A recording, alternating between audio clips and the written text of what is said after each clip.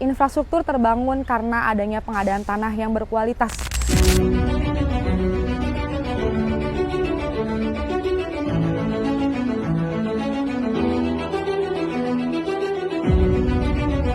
Sekarang saya sedang berada di rumah-rumah dan ini adalah salah satu tempat yang menjadi objek dari pengadaan tanah untuk pembangunan IKN ini. Nah, kondisi rumah-rumah yang ada di sini sekarang udah kosong, udah nggak berpenghuni.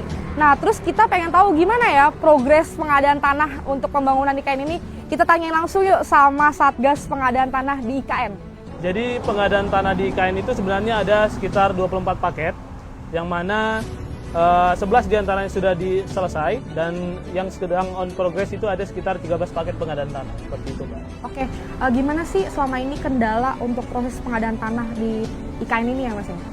Yang menjadi kendalanya itu adalah saat kita menentukan pembayarannya, karena dalam proses pembayaran kita harus sesuai antara penguasaan dan juga alas haknya, seperti itu, Mbak. Oke, terus Mas, ini kita lagi ada di lokasi dari objek pengadaan tanah ya, Mas ya, untuk pembangunan IKN? Benar, Mbak. Bisa dijelasin, Mas? Jadi yang posisi kita saat ini itu ada KIPP 1A, jadi pengadaannya itu sudah berlangsung sejak tahun 2022.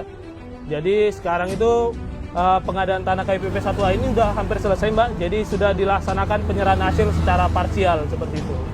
Project lagi yaitu di KIPP 1B, itu masih dalam proses.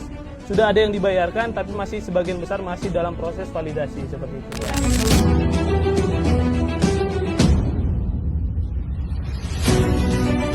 Lokasi ini menjadi salah satu titik pengukuran untuk mendukung pembangunan di IKN ini. Nah, kebetulan banget kita lihat ada petugas ukur yang lagi melakukan pengukuran.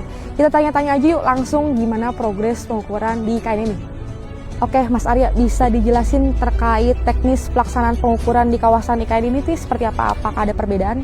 Untuk teknis pelaksanaan pengukuran di wilayah IKN ini sebenarnya sama saja. Untuk alat yang kita gunakan, yaitu alat yang sudah tercanggih, berupa real-time kinematik atau RTK.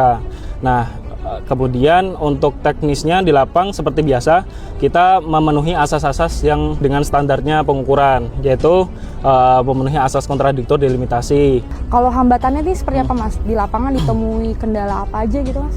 Kalau di lapang ini kita menemukan mungkin warga ada yang belum dirintis, satu itu. Yang kedua sebenarnya nggak banyak yang nggak terpasang patoknya, jadi nggak terlalu menghambat di kitanya sih. Lebih ke persiapan awal itu komunikasi yang bagus, terus udah bisa dilaksanakan semuanya. Oke, Mas, bisa dijelasin saat ini progres dari pengukuran kawasan IKN ini seperti apa, Mas? Oke, untuk progres pengukuran di wilayah IKN, kita ada 24 paket pengadaan yang sudah berjalan. Jadi itu dia peran dan kontribusi Kementerian ATR BPN dalam membangun IKN ini.